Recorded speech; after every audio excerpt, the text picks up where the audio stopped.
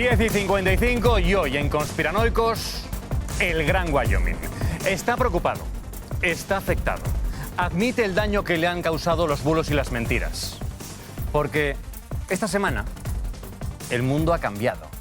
El orden mundial ya no es el de antes. ¿La mentira ha vencido a la verdad? ¿Cómo hay que luchar? Esta noche empezamos con el Gran Wyoming. Wyoming. El futuro es negro, muy negro. Por primera vez, desde que yo existo, se acepta la mentira como una moneda de cambio. Esto no era así. Es decir, que la manipulación se hacía, pero se detectaba y la gente pues tenía cierta prevención.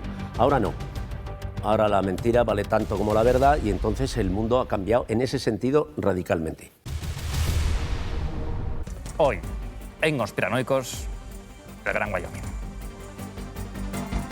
Wyoming, buenas noches. Buenas noches, ¿qué tal? Un lujo tenerte esta semana, además, la semana en la que el mundo ha cambiado totalmente. Tenemos a Donald Trump en la Casa Blanca, un conspiranoico que ya se ha instalado ahí, que ya ha cogido el despacho Oval. ¿Qué nos espera ahora? ¿Qué futuro ves? Bueno, el futuro es completamente demencial. O sea, yo creo que...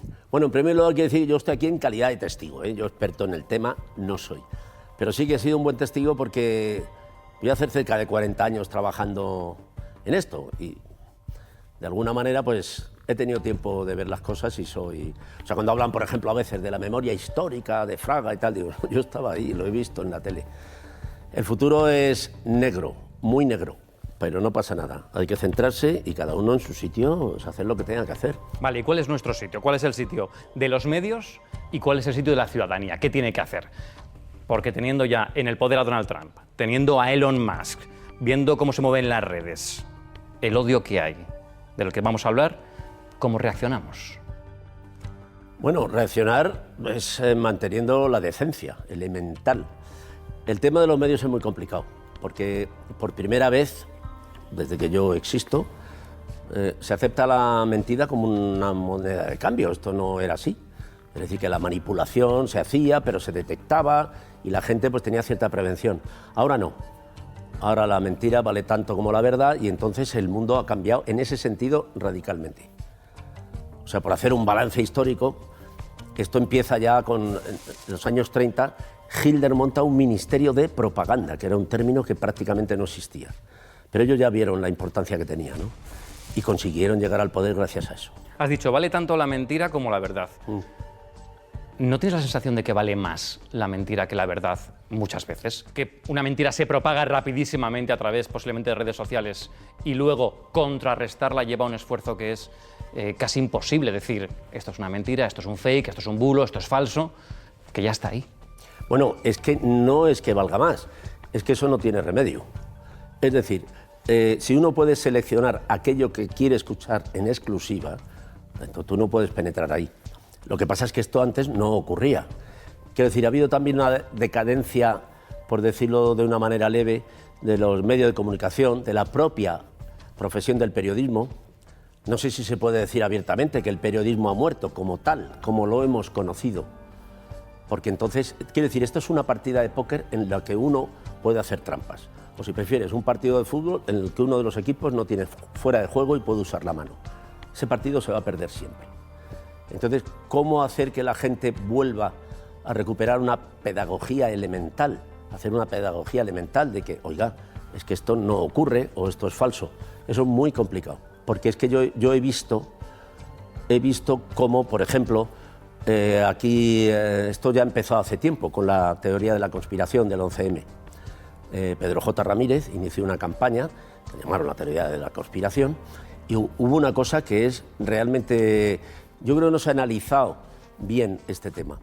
O sea, ninguno de los que compraban ese medio, que se disparó en ventas, publicaba una portada diaria de bulos, mentiras, fakes. Le llaman desinformación, son mentiras, porque hay que inventar palabras nuevas. Entonces, nadie de los que compraban ese medio creían una sola palabra. Pero se creó una perversión, que era, tú miente y yo te compro. Ya, pero ahora puede ser peor que en cualquier momento de la historia. Tenemos las redes sociales, que además te puedo mandar un mensaje directo a ti con un engaño, con una mentira que vaya directamente a tus sentimientos, a tu corazón, a tu forma de ver la vida. y te voy a hacer creer además que todo el mundo piensa lo mismo, porque el algoritmo va a proporcionarte todo el rato esa mentira sin parar. Eso no hace que sea todo mucho más peligroso que antes. Decías, bueno, pues antes alguien cogía un periódico y decía, no me lo creo, lo discuto en el bar. Ahora ya esto quizá no sucede así. Te llega al móvil y te lo crees.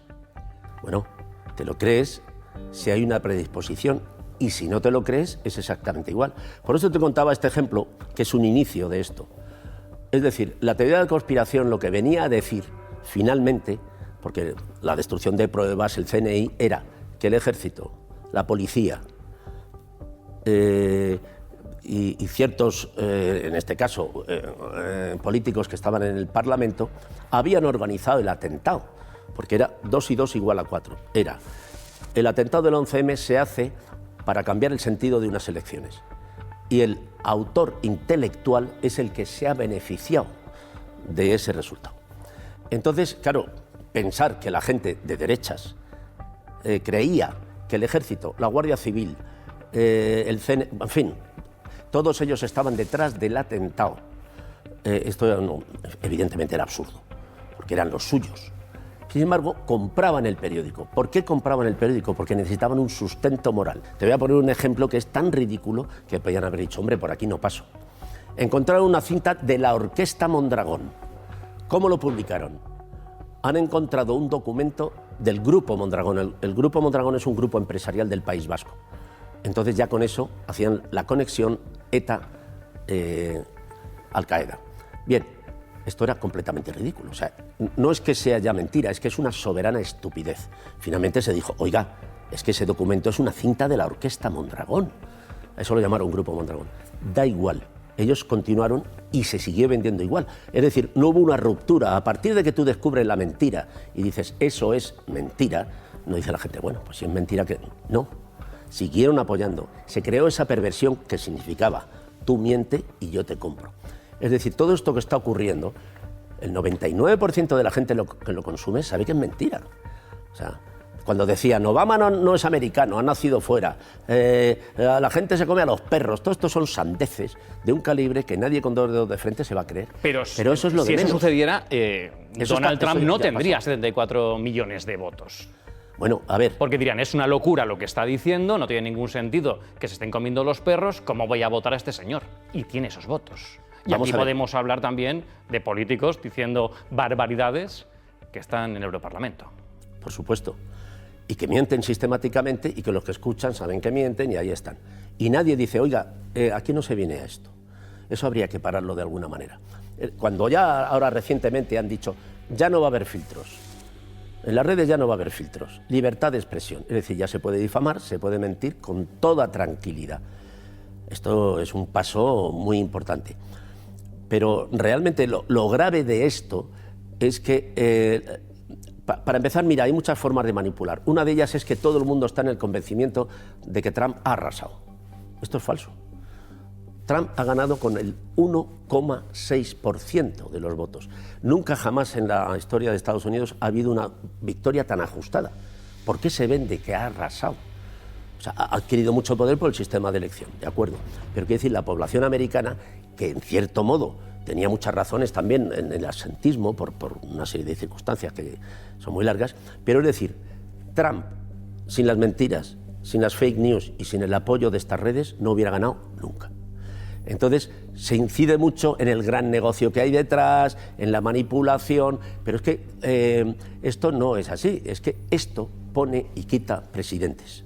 Pone y quita presidentes. Y esto es un paso muy importante, porque el final último es un cambio de paradigma, es el fin del sistema democrático tal y como lo hemos conocido. Es decir, el sistema democrático sin información no tiene ningún sentido, no existe, no tiene el menor sentido. Esto ya lo inventaron los alemanes, como decía, en los años 30, que consistió en eso. También se cuenta que Hitler arrasó en las elecciones, no es verdad, Hitler ganó por un estrechísimo margen. Previamente, como no había estas cosas, habían hecho una labor de propaganda a través de las radios y tal, pero el número gordo fue la quema del Reichstag. Quemaron el Parlamento y se cargaron un par de personas que no habían sido. Luego se descubrió que habían sido ellos mismos. ¿Qué pasa? Cuando hay un momento de caos, la gente dice ley y orden, por favor. También había una gran crisis y entonces la gente vota y una vez que ganaron esas elecciones por un estrecho margen, ahí ya sí, encarcelan a socialistas, montan una censura brutal y en las siguientes ya ganan con un gran margen, con un margen mayor. ¿Qué ocurre? La gente entra en shock, y decir, bueno, la gente se acojona, se repliega y decide apuntarse como ha ocurrido con estos grandes magnates.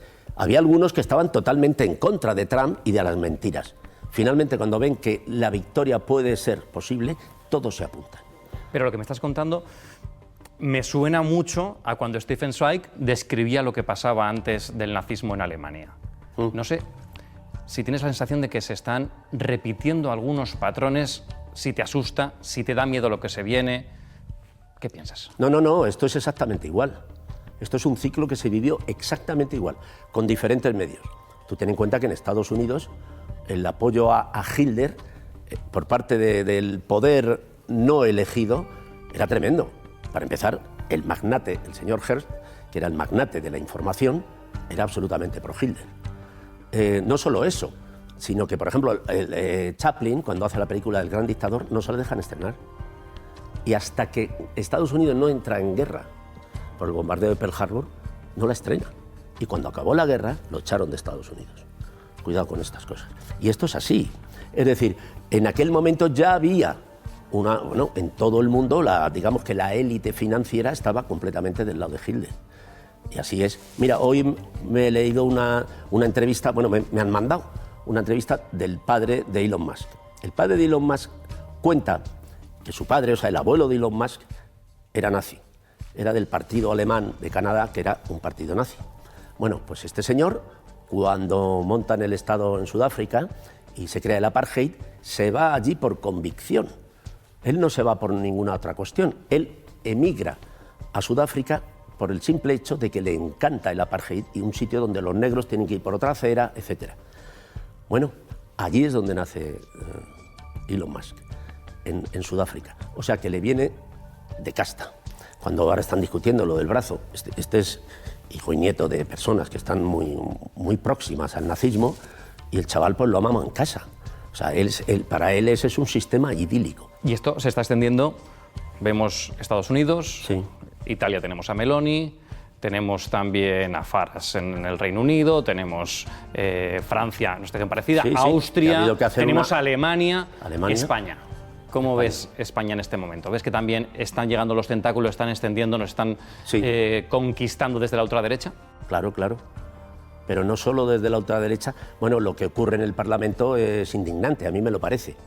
Es decir, un señor que tiene por delante una posible condena porque es un estafador de cientos de millones de euros, va delante de un juez, cuenta lo que sea y al día siguiente en el Parlamento se vende esas declaraciones como si fueran verdades ya, en fin, y piden la dimisión del presidente del gobierno.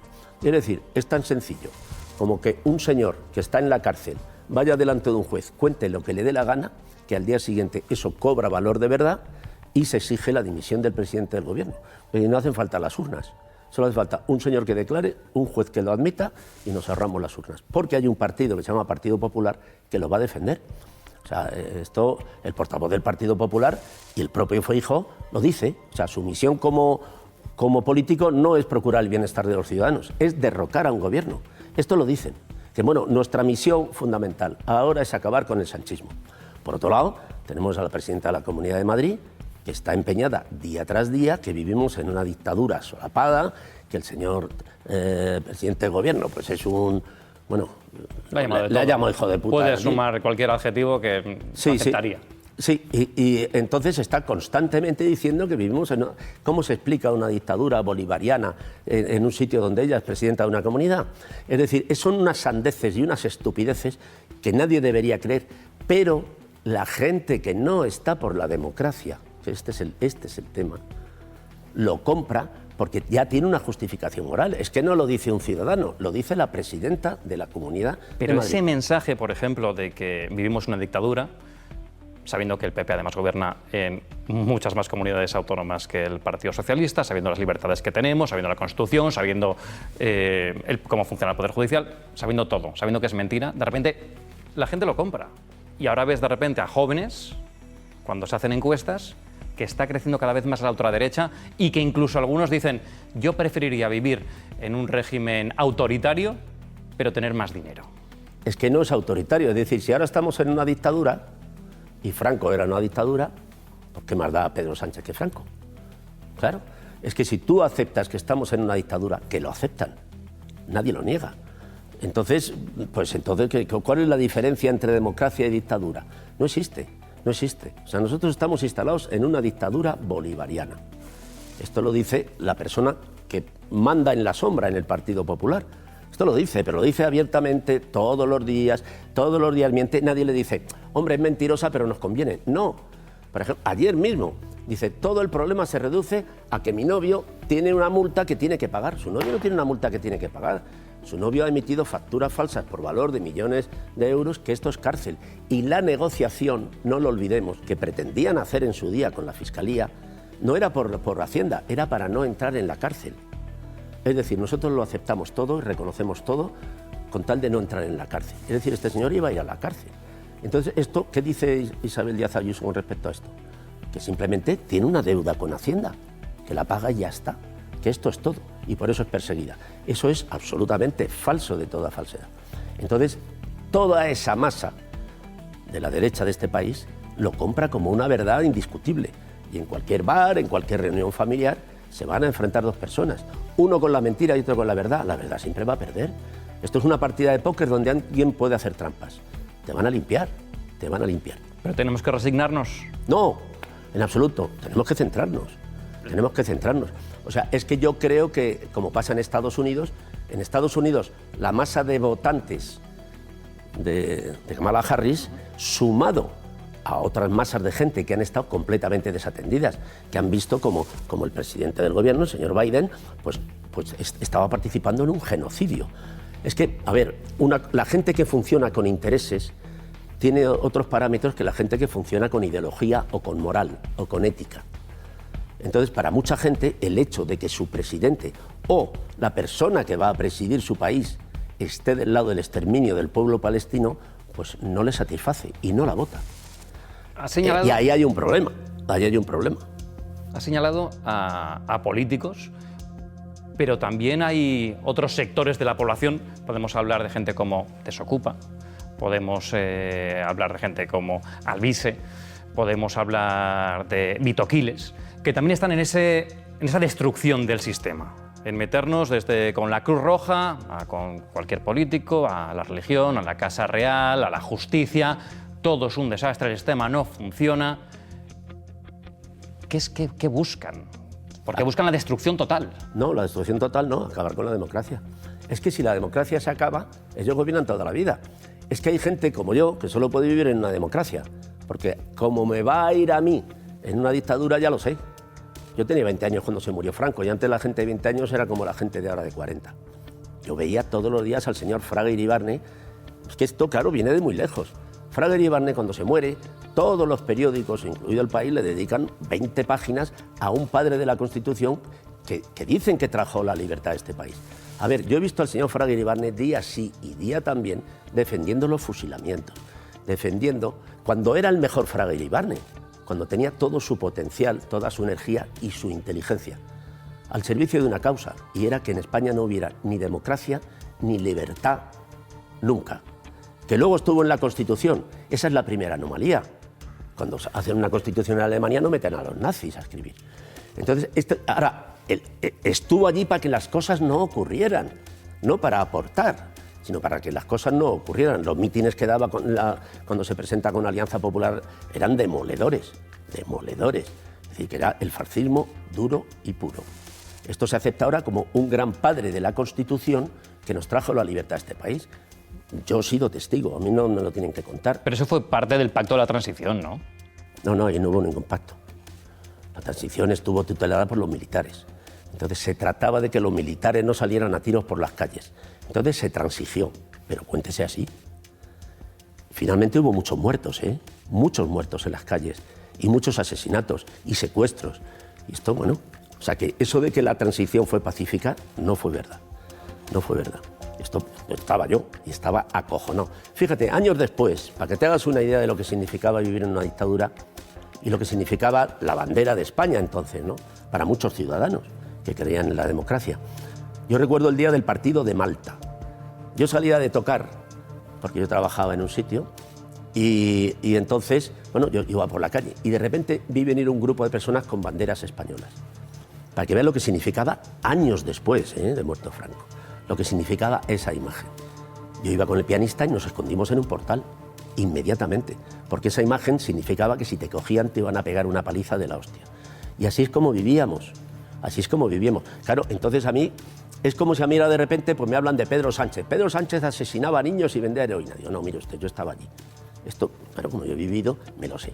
Entonces, claro, si tú equiparas el franquismo a la situación actual, pues bueno, yo entiendo que haya jóvenes que han nacido, porque, a ver, aquí hay una convención, igual que el pacto ese de, que por cierto, el Partido Popular, que entonces era Alianza Popular, estaba absolutamente en contra de todo en la transición.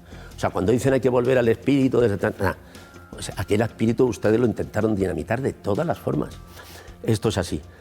Entonces, claro, ¿qué ocurre? Que vivimos esta serie de convenciones que aceptamos pulpo como animal de compañía y todo va colando, todo va colando. Pero, ¿qué pasa? Que Franco muere en el año 75 y todos los millones de franquistas se hacen demócratas al día siguiente. Esto es falso, esto es falso. O sea, las colas que había para ver el féretro eran infinitas y estuvieron días y ya empezó aquello a oler mal. Si no se lo llevan, todavía está la cola. Esa es la gran realidad. Es decir, una dictadura de 40 años genera una sociología, porque la resistencia era absolutamente heroica y muy pequeña. Estaba centrada en el Partido Comunista de España, que eran los únicos que tenían una cierta organización. Y luego estaban pues, los intermediarios, los que estaban por allí. Los intelectuales, algunos periodistas que ya empezaban a ver que aquello se prolongaba demasiado, tecnócratas y tal. El Partido Socialista no estaba, nunca estuvo, apareció después. Entonces, claro, se muere Franco y una cosa es un cambio de régimen y otra cosa es que de repente todo el mundo es demócrata. Eso no es así. No es así y no lo ha sido.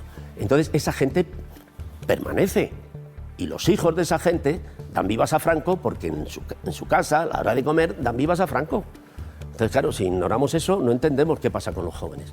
Estos jóvenes no han estudiado historia, no se saben la historia de Franco ni del franquismo. Hoy mismo me acabo de ver una cosa de YouTube, donde en una mesa, que están allí hablando unos señores, pues uno está contando cómo hacían morcillas con monjas. Lo están contando, ahora. Pero no hay nadie en la mesa que diga, hombre, vamos a hablar de... No, lo cuentan con pel. Todos hacían eso, sí, joder. Si tú oyes eso en tu casa a la hora de comer, ¿cómo no vas a ser franquista? Hacían, claro, los socialistas en los que hacían... Sí, ha quedado clarísimo. Bueno, pues esta es la realidad. O sea, nosotros tenemos un país que ha sido dos Españas siempre. O sea, yo alguna vez, me acuerdo una vez hablando con Iñaki Gabilondo, que me decía, no, hombre, es que lo de las dos Españas, digo, no te engañes. Yo, claro, yo aparte te he dicho que era un buen testigo, pero también soy un termómetro sociológico. Yo como estoy en la tele todos los días y la gente me reconoce, yo escucho las cosas que me dicen. Entonces, claro, yo veo que efectivamente hay... ¿Qué te dicen? Pues desde que me gritan ¡Viva España! Pero ¡Viva España! No es que viva España, qué bonito país. No. ¡Viva España, cabrones! Tal. Y luego también, por supuesto, me dicen cabrón, hijo de puta, tal. Y alguna vez pues he tenido problemas físicos, etcétera. Pero sobre todo, y esto es importante, de hace pocos años a esta parte, ha cambiado. Todo este plan de que en su día lo hicieron con Felipe González. Generaron una cosa que se llamaba la Asociación Libre de la Prensa, una cosa así. Que estaban por los capitostes, estaba Ansón, estaba Pedro J. Ramírez, estaba, no me acuerdo, bueno, por la plana mayor de la derecha mediática. Ansón reconoció en una entrevista que, bueno, pues que hacían esto, que bordeaban la legalidad constantemente, mintiendo y haciendo planes porque a través de las urnas no iban a derrocar a Felipe González. Derrocar bien, ¿eh? No ganar, sino derrocar. Entonces tuvieron que inventarse estas cosas que le salieron relativamente bien. Pero que esto viene desde entonces, esto siempre ha estado, está ahí y será. Y ahora el Parlamento, por alguna circunstancia, han decidido que lo de Pedro Sánchez, que por cierto Pedro Sánchez, la opción primera era Rivera. O sea, hubo que repetir las elecciones un par de veces. Su opción era Rivera, que ya vemos cómo es. Es decir, que ahora a la fuerza Orcan, que se llama, en el fondo está en una situación complicada, porque él no está en la situación que él quería estar. Él quería haber llegado a un pacto con Ciudadanos y haber gobernado tranquilamente. Tiene que pactar con los progresistas y esto a él le cuesta.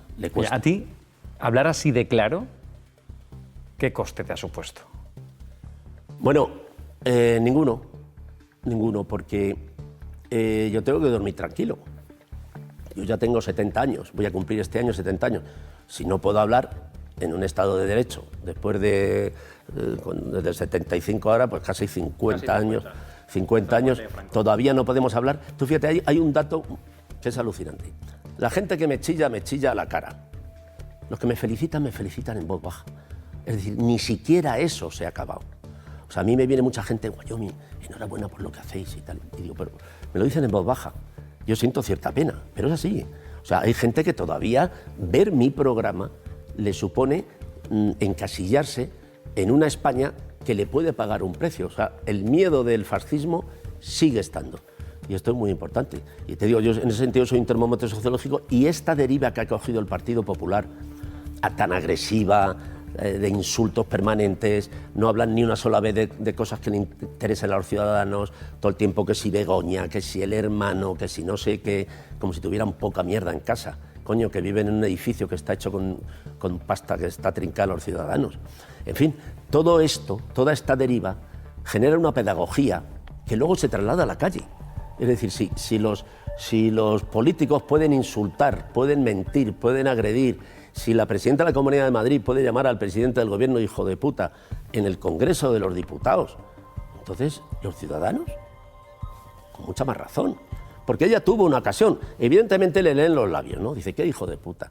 Pero tuvo una ocasión de disculparse y decir, bueno, a ver, me salió y no pasa nada. No, es que no lo niega. Lo que dice es, dije me gusta la fruta y entonces lo cogen como una consigna, ¿no? Como lema y repartimos fruta y hacemos... Entonces es lo que te digo, ¿qué pedagogía que trasladas tú a la ciudadanía? Pues la de generar bulos, generar mentiras. No. ¿Tú has sido víctima de algún bulo? Y una agresividad, yo he sido víctima de varias veces. ¿De qué? ¿De qué se te ha acusado? Pues mira, Miguel Ángel Rodríguez, este señor que ahora se habla mucho de él, este señor es así desde que era niño. Yo, mira, cuando estaba haciendo Caiga quien caiga, el presidente que se llama Echevarría, de Telecinco, Alejandro Echevarría, también era del Grupo Correo, que tenía una serie de periódicos. A nosotros nos mandaban a dar charlas y tal, pues eso, diarios locales, allí a León, aquí, allá y tal. Y luego nos íbamos a comer con el director del periódico, de turno y tal. Yo entonces no sabía quién era este señor, porque entonces trabajaba allí. Entonces me contaban con gran dolor, y recuerdo una ocasión, el tío cabreado, que era un señor que llevaba el pasacorbatas con la bandera española, te quiero decir que eran periódicos afines. Pero con eso y con todo me hablaban de un señor que era un comisario político, que era Miguel Ángel Rodríguez, que era un señor que había puesto a andar y que llamaba al periódico y decía, este tío, o me lo controláis o a ver qué pasa, tal. Porque sabes que estos diarios, bueno, todos los diarios viven de la publicidad institucional. Entonces, claro, Miguel Ángel Rodríguez ya era así. Miguel Ángel Rodríguez en un programa de televisión dijo que yo era un cocainómano irredento. Hacía pareja entonces en un programa, claro, a mí me lo pasaron, con Germán Terz. Y entre los dos nos hablaban de mi adicción a las drogas. Yo nunca he sido un adicto a las drogas, pero podía haberlo sido. De hecho, he trabajado en un centro de desintoxicación, yo apoyando, ¿no?, a unos amigos. No pasa nada por ser adicto a las drogas, pero yo nunca lo he sido. Yo he probado todas las drogas. Yo a los 17 años estaba en Ámsterdam. Es decir, esto para mí no tiene ningún problema decirlo. Todas las drogas no, la heroína no la he probado, pero sí, las de consumo así, de fiesta sí. Pero yo nunca he sido ni adicto, ni compro, ni nada. Pero no solo eso, sino que es que ya el señor Terz, que estaba al lado, pero esto lo dicen en televisión, no es que sea un bulo, no es que sean las redes.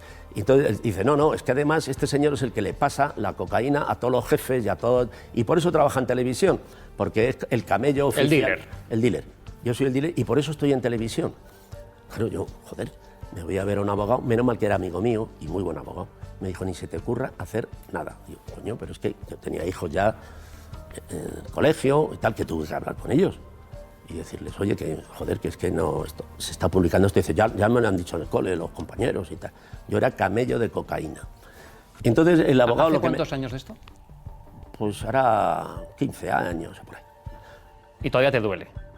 Hombre, me duele porque la impunidad. Porque el abogado, ¿qué te dijo?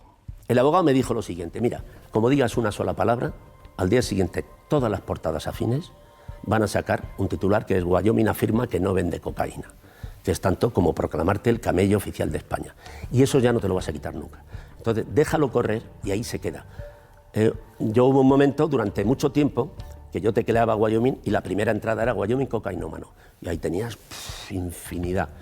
Bueno, supongo que esa España sigue pensando lo mismo, ¿no? Pero claro, me lo tuve que comer. Si yo, esta es la gran diferencia, porque cuando hablamos de bulos y hablamos de mentiras, hablamos de que la derecha emite bulos, la derecha miente. O sea, si tú haces una relación de bulos y mentiras, y luego dices, ahora que los bulos y las mentiras de la izquierda, es que no hay. Entonces, a ver, no hablemos de bulos y mentiras en términos genéricos, que es como dicen los políticos roban o la democracia es perversa. No. O sea, hay señores que mienten y dicen bulos y emiten, y otros señores que no.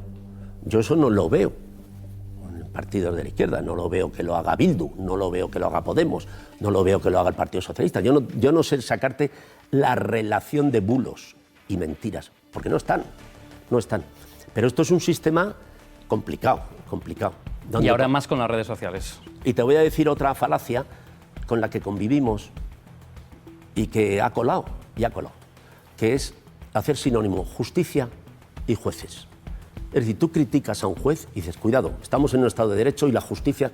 Pues si yo digo esto en defensa de la justicia. Yo estoy hablando en defensa de la justicia. Creo que este juez está prevaricando y lo digo en defensa de la justicia. Porque la justicia es estupenda, como el amor, como el espíritu de la Navidad. Es decir, el amor es estupendo, pero hay un señor que está pegando a su mujer. No es el amor, no. Hay un señor que está pegando a su mujer. El amor va por otro lado. La justicia es una cosa y dentro del gremio de los jueces, hay individuos y por supuesto que hay gente que es corrupta, gente que es de extrema derecha, gente que es de centro y gente... Y esta disociación que hacen, que resulta que los jueces son unos y trinos. Es decir, hay un juez que dice que el presidente del gobierno es un psicópata peligroso. Esto dice un juez. Dicen, no, pero lo dice como ciudadano, no lo dice como juez. Entonces es un señor que cuando habla, pero no lo dice en una conversación de barrio que le han grabado, no, lo dice, lo suelta en las redes para que lo sepan y lo suelta a su gente que saben que es juez. Entonces esta disociación que hacen, esto es una falacia. Es decir, la justicia es una cosa, los jueces son otra. Y entonces esto, por ejemplo, la Asociación Profesional de la Magistratura, que está compuesta por jueces conservadores y ultraconservadores, hay tres asociaciones, Jueces por la Democracia, Francisco Vitoria y la Asociación Profesional de la Magistratura. Esa que es mayoritaria son señores que a título personal, como a ellos les gusta decir, son bien de extrema derecha o de derecha muy derecha. Luego hay otra intermedia y por último Jueces con la Democracia. Y ya si me permites que me extienda en este tema, quiero decir que hay una cosa que cuela mucho, es decir, la información es difícil de contrarrestar. Hay una falacia que es que los jueces elijan a los jueces, joder, y ya está, y se acaba la politización. Bien, ha habido un ejemplo hace muy poco, que en los tribunales superiores de justicia, donde los jueces tienen una parte de elección, que es mayoritaria. Bien, pues la Asociación Profesional de la Magistratura y la Asociación Francisco Vitoria han colocado al 97% de los jueces. Es decir, Jueces por la Democracia ha tenido un 3%. Si aceptamos que los jueces elijan a los jueces que a título personal, no como jueces, cuidado, mucho cuidado con esto, los jueces que a título personal son de extrema derecha van a copar la justicia para siempre. ¿Sabes? Mientras te estaba escuchando, estaba pensando que ahora... Perdona, he hecho todo esto porque sin la colaboración de la justicia, todo esto que está pasando no sería posible. Sí, hay casos que se podían archivar rápidamente y no se hace. Entonces ahí son tres, o sea, la emisión del bulo, la publicación del bulo, la emisión del bulo ya en el Parlamento y luego la aceptación por parte de los jueces de cosas que son impresentables. Y por eso, que es lo que te iba a decir, estaba pensando que en esta ahora competencia que hay entre la revuelta y El Hormiguero, el intermedio es más necesario que nunca, es imprescindible que esté ahí. Bueno, para mí, por supuesto, a quién se lo estás preguntando. De todas formas, nosotros somos complementarios a eso. Es decir, que los dos programas, yo cuando voy a la publicidad, que son 12 minutos, entonces nos acercamos a hablar con la directora y tenemos unos monitores, y mientras nosotros estamos hablando de Trump, de no sé qué, de corrupción, de esto, del otro, pues allí están tirando dardos, en otros lados están tal. O sea, quiere decir que nuestro programa está en otro sitio. Es como si fuera deportes, toros y luego otro programa ahí. Es decir, nosotros estamos en medio, estamos aplastados por este reality show que se ha creado con las audiencias, que es nuevo, a nosotros nos ha perjudicado, pero bueno, ya nos vamos recuperando, porque la gente cuando quiere enterarse, pues va viniendo. Porque es un milagro que un programa con el contenido nuestro se haya mantenido en prime time, que vamos a hacer 18 años, porque el prime time, para los grandes estudiosos de la semiótica, y yo que he estado en muchísimas reuniones por contratos y cosas, siempre decían lo mismo. No, es prime time. Esto vienen a resumirlo como cómo perder una hora en una hora. Es decir, la gente viene de trabajar, no quiere problemas, lo que quiere tal. Pues no, la gente quiere saber. Y a nosotros nos lo han demostrado. 18 años, Miguel Ángel Rodríguez diría que estáis preparados para el baile de puesta de largo.